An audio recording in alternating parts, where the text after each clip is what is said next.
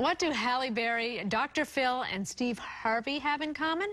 Well, they were all homeless. Obviously, they turned their lives around, and our next guest did as well. Homeless at age 15, Aimee Elizabeth joins us now with her story.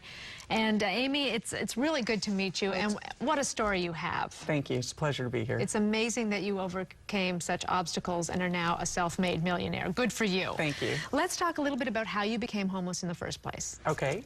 I came home from school one night, and the screen door was locked, and I was confused. I couldn't use my key to get in, so I rang the doorbell, and my mother came to the door and opened up the inside front door. Screen door was still locked, and she looks at me and she says, "What do you want?" And I'm like, I'm home. Yeah, I guess, come in. Yeah, I said, I guess I don't live here anymore. And I said, can I at least get my school books? Because it was clear she was not letting me in the house. Oh my gosh. And she says, come in and get your stuff. You're not coming back. Get it all. And so that was the first night I became homeless. Horrible thing to have happen to anyone. How did you survive that? Well, I'd always worked from the time I was 8 years old. So actually at the time I got kicked out, I had $1,500 in the bank. So that money saved my life and taught me a very valuable lesson to always have something of an emergency fund, no matter how small. But I was able the next day to go and find a newspaper in the crappiest, cheapest, scariest, slummiest apartment.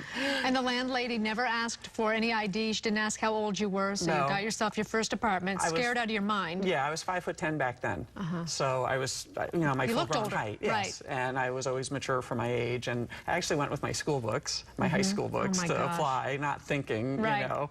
And she's like, oh, are you in such and such college? And I'm like, yeah, yes, sure. Yeah. So how did you go from that to making it so well in life? Well, high school was a struggle. Lots of odd jobs, whatever I could pick up to make ends meet. And then I started my first business when I was 20 years old for just $1,000. So you had $1,000. I managed to save it up over time. What did you do? My first business was a fashion show business. We put on fashion shows in hotel lounges, like before the band started, to increase happy hour business. Oh, smart. Yeah, it was fun. I did that for 9 years. That was actually my favorite business. Good for you. And then I had a nightclub for a year. And all I can say is don't ever have a nightclub.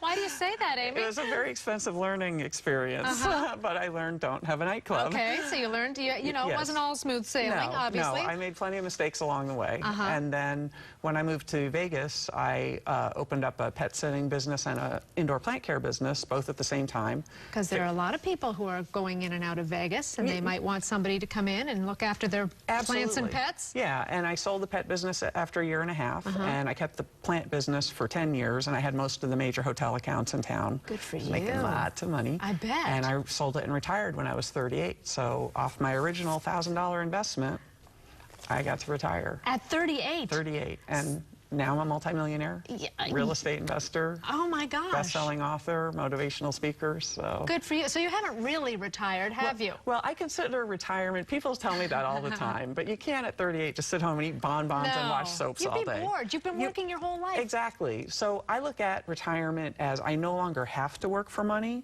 I just chase my passions. Right. Whatever I enjoy doing, some of it makes me money, like, you know, the writing. Some of it is just fun, like I like to go dancing.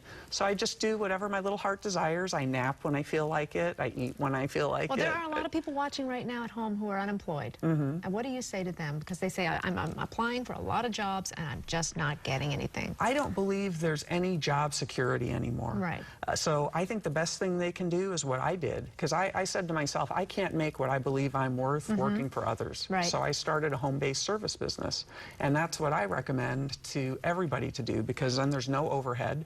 If your business grows slow, you don't have lots of expenses. You're already living somewhere. You've got a kitchen table somewhere that you can start it on, and a computer or whatever you need. And build it up. And, you know, if you follow my instructions in my book, it'll give you every step of the way on how to do it. Okay. And it's not that hard. Okay, you heard it from her. She's living proof that it can be done. It can. No matter what you come from. Well, yes, and I've learned over the years there's loser language and winner's words. Losers always tend to say, I'll try, or I can't. And that's a commitment to failure. And really fast, what's the winner's words? Winner's words, I will and I can. And those people do. Okay. And they become self-made millionaires. Aimee Elizabeth, thank you. More details on our website. We'll be right back.